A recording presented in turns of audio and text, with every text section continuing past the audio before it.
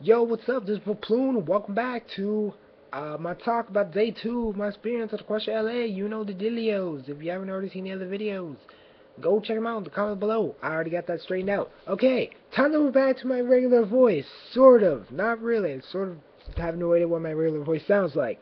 Maybe you guys know. I'm not sure. Anyway, we move on to the next panel, which was Return of the Score with Will Anderson. And of course, My Pony was of course the moderator of the panel, and and the whole thing was apparently My Pony is he did some background music thingies in season 3. Interesting. Interesting indeed.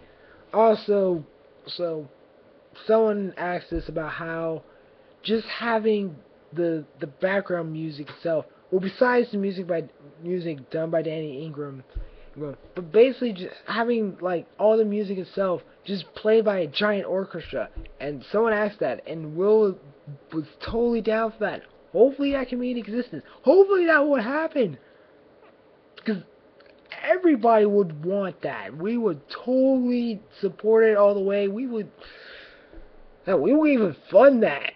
Like, literally funded, straight up. So, anyway, after that was the charity auction. Which, the charity auction,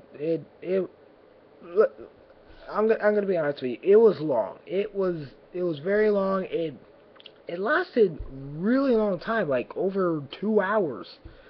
Hours. And I know my friend was like getting a little irritated on that. I mean, sure, we loved the pounds of that. We loved basically the devotion that was going on. Like, we liked everybody, especially when Mike was even being challenged, like to outbid Mike the Microphone. Even the guy, Han, who basically bid $2,000, and the whole purpose was his grandmother died, and this was sort of like a giving back thing to save other lives.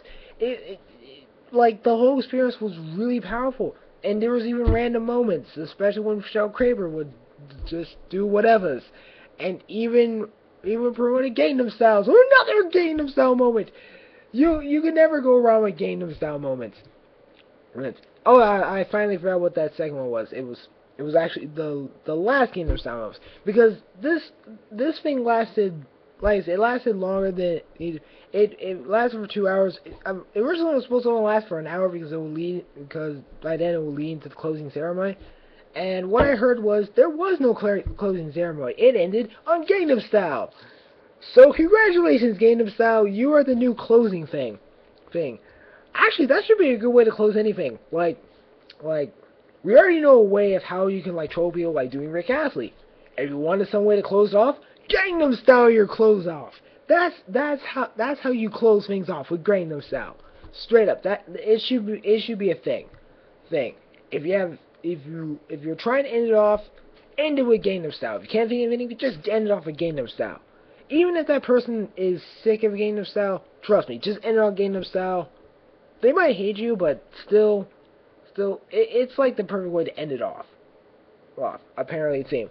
Now, the reason why I was not there, because of course I would totally been there in a heartbeat, was because my friend and I, we had to go to the BronyCon stream. It was starting at 6 a.m. The thing was still going. In fact, they only got through the first of the free charities that the charity auction was doing. So I ended up leaving during the second charity to be auctioned, the second of the free charities. There it is. In order to go to the pre-screening thing. And now we lead to the pre-screening. Now, I'm not gonna spoil what has to happen with the pre-screening. I know someone probably already did if you look really hard, but I'm not gonna spoil it to you. I will say this, even though it was the first draft, it was phenomenal. Just straight up phenomenal. Even some people even broke into tears. And this is only the first draft. meaning that there were basically some things that there were some transitions that haven't been put in, some things. Basically, it was just the skeleton portion as the co-director and executive producer was talking about, and uh, and of course, of course there was a whole Q&A thing with the executive producers, the choreographer, Lauren Faust, Tara Strong, all that. Firstly, no John Lancey, and we even figured out why he was. Actually, kind of forgot the reason why. Sorry. Alright, the one thing I actually do forget, and it's that. Just wow. Anyway, and there were some albums left. There were even, and of course, two of the people that were released in the documentary themselves. They were there, um, there, and of course, all the different people that were represented. Then even the top tier ones, because apparently I'm a top tier one just because I have a shirt. I have the BronyCon shirt, and I showed it off. I don't know. I could show it to you guys in a separate video if you guys want to, or just whatever's on that. And I think one of the most interesting things that did happen, besides it's like basically making Lauren Faust almost cry, and she even said, do you guys seriously want to see me cry because of how much we love what she done, even to this point, and we love how she got this thing done. And one of the people who had a question mentioned something that it got me thinking. Even after the pre-screening, after all this, I mean, sure, I'm still thinking about the documentary. In fact, I'm still thinking about it. But it was just this one thing that got from my mind was he was mentioning of course, he mentioned about how awesome bronies are. So, of course, he's a brony himself. We're all bronies on there. But he mentioned that we have evolved more than just a simple fandom. That we have become a movement, and we'll be spreading kindness and this generosity, basically the elements of harmony, all across the world itself. Oh, and that's how we evolve further than just calling ourselves a fandom itself. So, and that was pretty interesting on that factor. I mean, I'm sure, we're not any way a religion. I mean, we will really reject that we are indeed a religion, but a movement, in fact. Wow, wow, just struck a chord on me. Uh, I, I did think about no, I thought about talking about what my only gripe was, and it's not technically a gripe. It's just like trying to figure out the reasoning for the cherry auction lasting as long as it should, or as my friend was complaining, they had way too many items to auction out. They should have less items, and I know I'm going from a high philosophical thinking point that I'm sure Mike Nanotube could literally make a post on that saying, do you think bronies have evolved further than a fandom, have become a movement itself? I'm pretty sure Mike could do that. I could word it better than I could. Good. But going back to the right thing on there, that was like the only downside was the fact that cherry auction was too long. I wasn't able to stay for that cherry auction because I really wanted to see the whole entire cherry auction. And sure, I could see it for live stream, but but you should come to the conclusion that even seeing for live stream is not the same as just being there. If you could go to a convention, if you have what it takes to go to a convention, just do it. Sure, there may be a live stream where you're like, oh, I don't need to go there.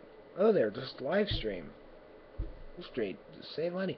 Just go to the convention. If you have the money, you have the time, and you even have the transportation itself to get to one of these conventions, just go to the convention. You will enjoy yourself. even if it doesn't realize you might not be enjoying yourself, you overall you will enjoy yourself. You just will. I mean, sure, you'll find a few guys in there. Sure, you will notice that things were not perfect. I mean, I even gave certain things like the reason why the cherry auction lasted this long was because even like they originally had planned to have it last longer, but due to the documentary, right, they had to actually shorten it. Unfortunately, they couldn't stop any of the things they actually auctioned out. So unfortunately, they had to um, I had to continue with the auction like that. Another thing was they didn't put into consideration like people who would go going for the auction thing. Like I think this was like one of the ones that I was truly in support of was even if you timed out each one and then extend that time like cut the time in half and then put an extra half to your full on time so that way even if you go over the thing you can still get ready for the closing ceremony because of that which I think if for any auction it should be like that. But then again, auctions are pretty unexpected. I mean, sure, sometimes you can sell things off like just like that, or sometimes it takes even longer because you have two or three people bidding almost simultaneously, always raising the stakes higher and higher. Especially here because there were like some really tense moments in the cherry auction. But overall, I enjoyed myself. I really did. It was something that I'd never felt in any other convention I've ever been to. Any other anime convention I've been to, not even at Comic-Con, especially not at Comic-Con. At least in something like this. Something like this, it was truly unique and of course with with Crochet 2013 coming out Mother's Day weekend, uh, hopefully, my mom would understand that I'll be going to a pony convention on that day. Okay? Hopefully. Okay? But overall, like I said, I enjoyed myself. I really did. And to reiterate again, if you have the money, you have the time, and you have the way to get to a convention, just go. Go. Sure, there's stream because of course live stream is your friend. But if you have the chance to go, just go. Oh, I promise you, you will enjoy yourself. So, unless like you'll probably enjoy yourself, no doubt. Now, I mean, I think there was like a joke saying that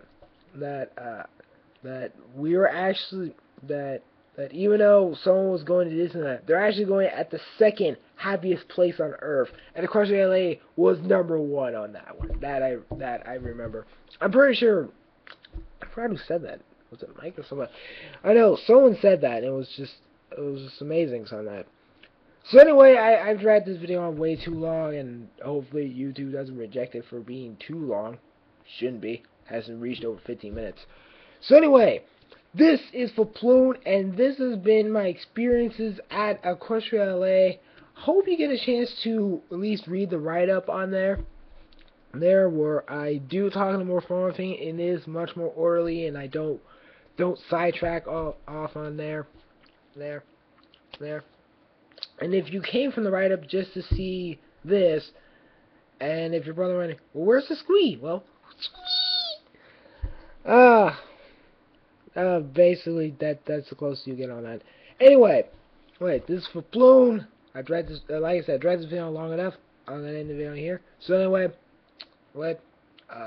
if you want me to do another video where I talk about the pony panel the My Little Pony panel that was at Anime Kanji that I referenced, sort of.